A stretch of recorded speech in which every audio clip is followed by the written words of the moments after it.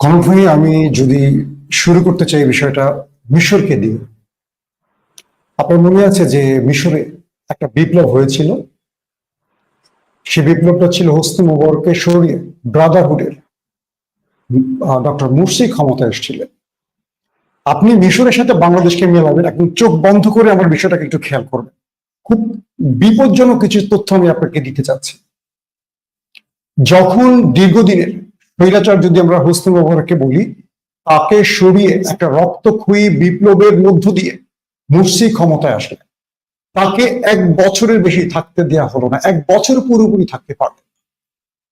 বাংলাদেশকে ঠিক সেই জায়গাটা দাঁড় করে একটা দীর্ঘদিনের স্বৈরাচার শেখ হাসিনাকে সরিয়ে দিয়ে একটা নোবেল বিজয়ী একজন ব্যক্তিকে ক্ষমতায় বসালো, কিন্তু 2 মাসের মধ্যে প্রতিটি মানুষ সমালোচনা করতে শুরু করলো। নাম্বার 2, কেন মুরসির পতন হলো? দেখেন, প্রথমে নূর পার্টি নামে একটা দল, তারা কি বলল যে প্রতিটা মহিলাকে হিজাব বাধ্যতামূলক করতে হবে এবং সকল মাজার ভেঙে দিতে হবে। বাংলাদেশে হঠাৎ করে দেখেন মাজার ভাঙা শুরু হলো। এই যে নূর পার্টি, এটা কিন্তু মিশরের কথা বলছি, বাংলাদেশের নূরের পার্টি না। এগুলো ইসরায়েল বলেন, আমেরিকা বলেন, তাদের এজেন্সি কিছু কাজ করে খুব ক্লোজলি, এবং ওই সরকারকে বিতর্কিত করার জন্য, ওই সরকারকে চাপে ফেলার জন্য। দেখেন, 1 বছরের মাথায় যখন মুরসির বিরুদ্ধে সেনাবাহিনী নেমে গেল, যে মানুষরা বিপ্লব করে এবং একটা ভোটের মাধ্যমে মুরসিকে ক্ষমতায় বসালে, তারা আর রাস্তা নামলো না। কেবল ব্রাদারহুড বা ইখওয়ানুল মুসলিমিনের জনগণ নামলো, সেনাবাহিনী তাদেরকে মোটামুটি যেভাবে ধোয়াই দেওয়া সেভাবে দিয়েছে। হাজার হাজার ইখওয়ানকে মেরে দিয়েছে, তাদের সকল নেতাকে জেলে ঢুকানো হয়েছে, ফাঁসি হয়েছে, কারো জেলে মৃত্যু হয়েছে। মিনার ভাই খুব স্টাডি করার লোক, কিছু সূত্র হয়তো তিনি তার বক্তব্যে মিলিয়ে দিবেন। ডক্টর মোহাম্মদ ইউনূসকে ঠিক সে জায়গাটায় নেওয়া হচ্ছে, যে সার্জিস হাসনাত বা আমাদের আসিফ নাহিদ সমন্বয়কের ভূমিকা পালন করে বাংলাদেশের সকল মানুষকে এক করে নিয়ে আসছেন রাজপথে। দেখেন, আজকে প্রত্যেকটা মানুষের মধ্যে হতাশা। ছাত্রদেরকে বিতর্কিত করা হচ্ছে, সেম মিশরে চলে যান। আজকে ছাত্রদের বিরুদ্ধে উঠছে যে তারা ত্রাণের টাকা মেরে খেয়েছে, তারা বলছে টাকা ব্যাংকে আছে, তারা হিসাব দিচ্ছে, অডিটের কথা বলছে। এই যে বিতর্কগুলো কারা ছড়াচ্ছে? আজকে মাহমুদুর রহমানের বিষয়টি দেখেন, মাহমুদুর রহমান কাদের আতঙ্ক? ভারতের, এবং ভারত ঘরানাদের। আসিফ নজরুল কোত্থেকে উঠে এসছে? শাহরিয়ার কবিরদের কোল থেকে। আসিফ নজরুল সাম্প্রতিক সময় ভালো করে খেয়াল করেন, শেষের দিকে তিনি কি করলেন? একটু ইসলামিক সাজার চেষ্টা করলেন, ফেসবুকে পোস্ট দিলেন, আমি নামাজ পড়ি।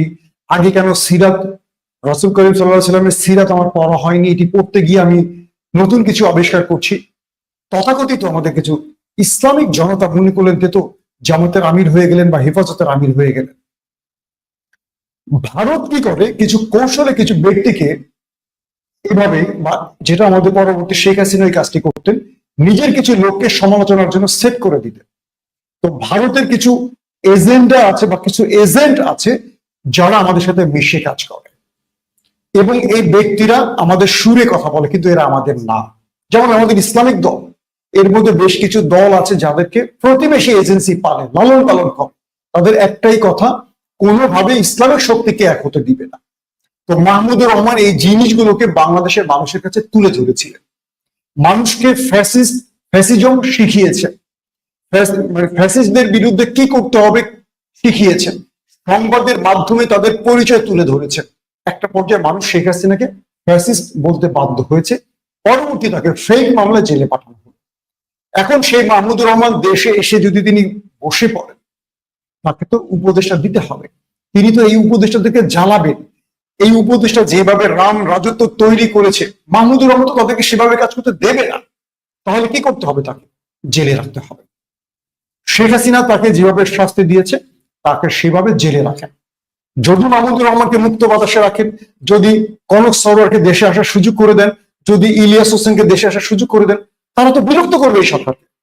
বিদেশে বসে তারা যতটুকু পারুক হইচই করুক, দেশে আসতে দেওয়া যাবে না।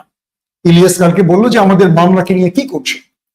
এই যে ছাত্র বিপ্লব, আমি যখন আজকে কথা বলছিলাম সার্জিসের সাথে, ও আমাকে বলল যে আমরা যে আন্দোলন তৈরি করেছি এই আন্দোলনের পেছনে কনক ভাই, ইলিয়াস ভাইদের অনেক বড় ভূমিকা আছে, কারণ তাদের বক্তব্যগুলো শুনেছি। আজকে যে যুব সমাজ রাস্তায় নেমেছে, একদম সার্জিস আমার সাথে লাইনে আছে, আজকে যে যুবকরা রাস্তায় নেমেছে এই বাংলাদেশকে তারা নতুন ভাবে সাজানোর পেছনে কনক সরোয়ার, ইলিয়াসদের, পিনাকিদাদের অনেক বড় ভূমিকা।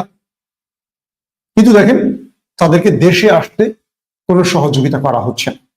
দেখেন আমি শেষ একটা কথা দিয়ে আমার বক্তব্য শেষ করব, কারণ আজকে সার্জিসের কথা শুনতে খুব ভালো লাগছে। এরপরে তো মিনার ভাই আছে, আমি যার অনেক বড় ভক্ত। তুরস্কে দেখেন আমাদের যুব সমাজের মধ্যে হতাশা তৈরি হয়েছে যখন তুরস্কের 16-তে একটা সামরিক কূপ হলো। সেই কূপ মোকাবেলা করলো একেপি, মানে তুরস্কের এরদোয়ানের পার্টি। এক রাতে কয়েক ঘন্টায় প্রায় 350 থেকে 400 মানুষ মেরে ফেললো সেনাবাহিনী। পরবর্তী এরদোয়ান ক্ষমতা ফিরে আসলেন, মানে সবকিছু মোকাবেলা করে আসলেন। প্রত্যেকটা পরিবারকে তিনি সাহায্যে সহযোগিতা করলেন, প্রত্যেকটা পরিবারের খোঁজ খবর নিলেন, চাকরি দিলেন, তাদের পরিবারকে সামাজিকভাবে মূল্যায়ন করলেন এবং দ্রুত সময়ের মধ্যে বিশাল গ্রুপ সেনাবাহিনীকে, পুলিশকে তিনি সরিয়ে দিলেন। সেখানে খুব দ্রুত সময়ের মধ্যে আবার নিয়োগ প্রক্রিয়া করলেন। এখন বলবেন বিসিএস ছাড়া কি করে নিয়োগ দিবেন বড় পদ? পৃথিবীর বহু দেশে এই সিস্টেম আছে। 3 মাসের মধ্যে একটা শর্ট লিস্টে পরীক্ষা হলো, সেখান থেকে মেধাবীদের নিয়োগ দিলেন, দিয়ে 3 মাসের ট্রেনিং দিয়ে তাদেরকে পুলিশে নামালেন, সেনাবাহিনীতে নামালেন। আজকে আমাদের বহু ছাত্ররা যারা লড়াই করেছে, জীবন দিয়েছে, অন্ধ হয়েছে, এই পরিবারকে আপনি কজনের খোঁজ নিয়েছেন? কটা পরিবারে অনুদান দিয়েছেন? কটা পরিবারকে চিকিৎসায় আপনি ব্যয় বহন করেছেন? এদের তালিকা এখনো চূড়ান্ত হয়। এখন যদি আমরা আমাদের এই যুব সমাজ, দেখেন আনসারের একটা বিপ্লব হলো দেখলাম, পুলিশ ঠিক মতো কাজ করছে না, আমরা ম্যাজিস্ট্রেসি পাওয়ার দিলাম সেনাবাহিনীকে, কতদিন? সেনাবাহিনী, পুলিশ, এরা কি সবাই আমাদের? 16 বছরে যে নিয়োগ পেয়েছে তারা তো এখন অনেকে চুপ, অনেকে আউট। যারা চুপ তারা একটা মরণ কামড় দেবে না শেখ হাসিনার সিগন্যাল পেলে? আপনি দ্রুত মেয়াদে কেন নিয়োগ দিচ্ছেন না? আমাদের মাস্টার্সে পড়া বহু বেকার আছে, অনার্স কমপ্লিট করা বহু বেকার আছে, যারা বিপ্লবের সাথে সরাসরি জড়িত ছিল মাঠে, যারা এই স্পিরিটকে ধারণ করে, তাদেরকে বাছাই করে আপনি কেন পুলিশে নিয়োগ দিচ্ছেন না? একটা কাজ দেখেন সরকার, প্রত্যেকটা কাজের দিকে তাকায়, প্যাচ লাগায় রাখছে। সব দোষ ছাত্রদের, সমন্বয়কদের আর ডক্টর মোহাম্মদ ইউনূসের, কিন্তু পেছন দিকে কলকাঠি নাড়ছে খেলা।